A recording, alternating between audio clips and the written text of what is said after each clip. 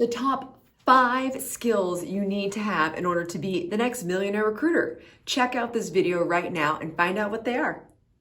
Hey, welcome to the Millionaire Recruiter. I'm Brianna Rooney, your millionaire recruiter. If you haven't seen this channel before, it's all about making you the next millionaire recruiter. So I get asked a lot, what do I really need to be successful? Can anyone be the next millionaire recruiter? I am going to say yes, absolutely. You might not have the skills required at this moment, but you definitely can get them and build them and go off of it. And with the right training, definitely check out themillionairerecruiter.com. You can do it. So that brings me to that if you want more content on recruiting, definitely subscribe to my channel so you don't miss anything. I release new videos every single Thursday at noon. So here we go. Top 5 skills needed.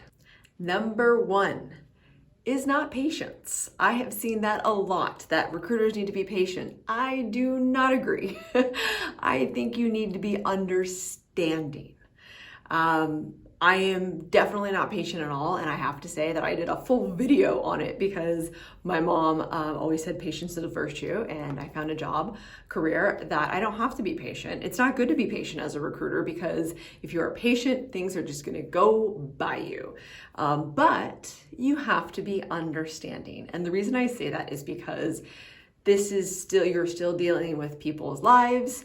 This is the biggest thing next to family and friends. We talk about that all the time in these videos. And so you never really know what's gonna happen, what's gonna come up in someone's life, especially what's going on right now. You just don't know. So you have to be understanding with reschedules, with someone falling out of the process all of a sudden, even though like they were so interested. But on the other side of the coin, I mean, think about that it could go in your way. All of a sudden, they have like these 5 offers. It doesn't look like they're gonna take your client, and then all of a sudden, bam. So it's exciting. But you also have to be understanding on the client side. What really sucks, and I feel like this is a whole other video, is clients could all of a sudden be like, oh, sorry, that role's not open. Budget got pulled. Or, oh, we hired internally. We just promoted somebody. So, that sucks, but that's where the understanding part has to come from. And I always say that you have to roll with the punches and have thick skin. And this bit pretty much just comes in that, is you definitely have to be understanding.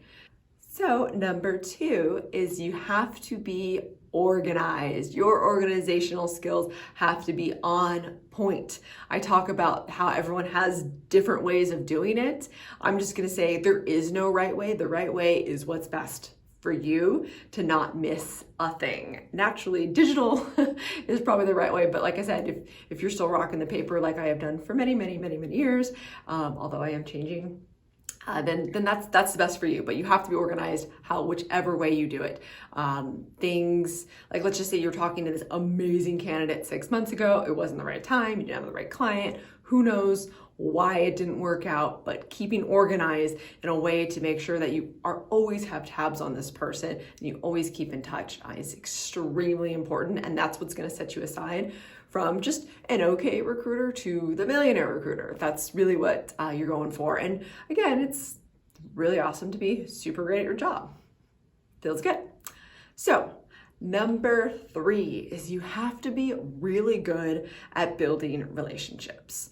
As an expert on building relationships, you really have to make sure you're taking that to the next level. And that kind of goes back into my organizational skills.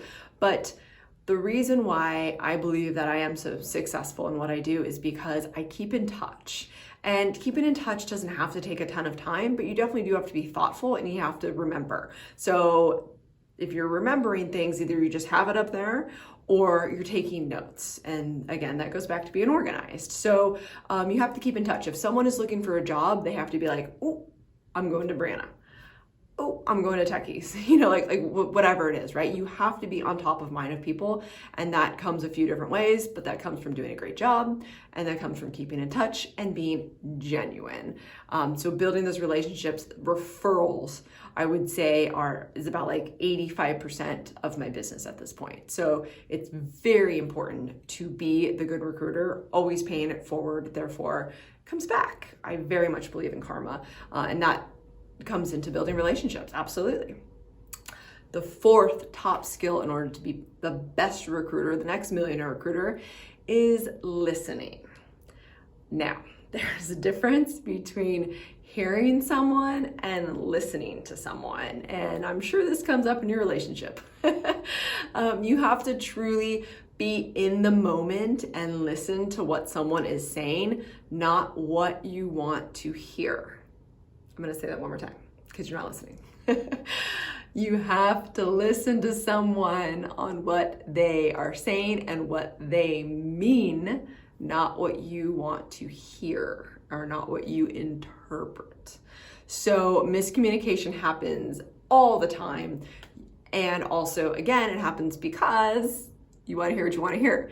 I've said that now 3 times because I see it so many times, especially when I get new recruiters coming in. They can get off the phone, especially when we're training. We try to be really involved at offer time, definitely during their first offer. We like to be on the phone and listening as well. So then we get off and we go, what did you hear? I'll be like, I'll tell you what I heard. And more often than not, people are trying to be really positive, which again, I'm an extremely positive person, but during crucial moments like that, you don't have to be positive, you have to just be precise. You have to dissect exactly what they said. So if someone is saying, oh, like let's say Google's your client. Oh, I really liked Google. They're great. And you then say, well, fantastic. Are you going to take their offer? And they say, oh yeah, I'll think about it. Most recruiters will say, totally taking Google. But the good recruiters, the millionaire recruiters, are going to then say, okay, so what exactly is there to think about? That's when you dig. And a lot of people don't want to give someone bad news. They would much rather just email that bad news or kind of disappear, you know? So again, think about it to dating. You ever get ghosted? It's because human nature does not want to give bad news. We only want to give good news. We only want to make people happy, right? So you have to ask those questions because they're not just going to tell you that they're not going to go with Google or your client or whatever is going on. So the 5th top skill in order to be that top recruiter, millionaire recruiter, is definitely marketing yourself. You absolutely positively have to know how to do that. And that goes back with everything I just said in this whole video. And that's how much money I make off of referrals, building the relationship, but also putting it out there. I would say, I also get asked a lot, like, if you could change one thing, if you could go back in time and give one advice, it would be the thing that I did not do well at is I didn't market myself very well. I always thought that by doing good work, and this goes back to me saying karma and, you know, the universe and stuff like that. I always thought if I did good work, people would hear about it. I would get the referral business and all of that stuff. And I do get the referral business. However, I didn't market myself when I first started. I just, you know, was kind of like under the radar. I'm like, oh, people will hear about me. I'm like a speakeasy, you know, something like that. Like it'll just get word of mouth. And it worked, but it took me a long time to build that. So if I started immediately being like, hey, yeah, I do good work. Yeah, put my recommendations on the LinkedIn. Yeah, tell everybody, you know, get content out there, be active on LinkedIn, post, be in people's faces. I heard someone say, be shameless. That has good and bad qualities, but you know, you want to definitely put yourself out there. That is super important. And again, if you do good work, there's nothing to be ashamed of. You know, social media is where it's at. Personally, I only stick on LinkedIn. That's where I live. Obviously, I live on YouTube. I enjoy that. For me, that's really good content, but people do put themselves out there on Facebook and Instagram and, you know, Twitter, whatever else is going on. So do whatever works for you. It shouldn't be exhausting work. It should still feel good. So for me, like the other platforms felt exhausting because that's not my authentic self. But do what works for you and get yourself out there. That is crucial. And you know what, for example, like LinkedIn, they can help you with that. Contact them, pay a little bit of money to do it. In the long run, it's not costing you money. It pays for itself over and over and over and over again, like really quickly. So market yourself. We'll go over this list one more time. You ready? So to be the top skills that recruiters do need in order to be successful, number 1, you have to be understanding. Number 2, you have to have great organizational skills. Number 3, you have to be really great at building relationships. Number 4, does anyone remember number 4? Listening. You have to have great listening skills. And number 5, you definitely have to know how to market yourself. So go get it, be that top recruiter. And again, check out these videos. I love to be inspired. Keep messaging me on what kind of content you want to bring. I do get a lot of people saying they want more and more client work. So we'll do that. We'll make that happen. And definitely don't forget to sign up for my recruiting roundtable. This has been tons of fun. It's now going to be once a month. So the next one is March 3rd. It's 11 a.m. Pacific Standard Time, and this actually gives you full access to me, to the group, whoever joins, to ask your questions, to collaborate. It's a lot of fun. I really, really, really enjoy it. So definitely subscribe. The link is down there, Webinar Ninja. And so I hope to see you soon. And do not forget that money is just the vessel that lets you do all the amazing things you want to go do in life. So go do it. See you next week.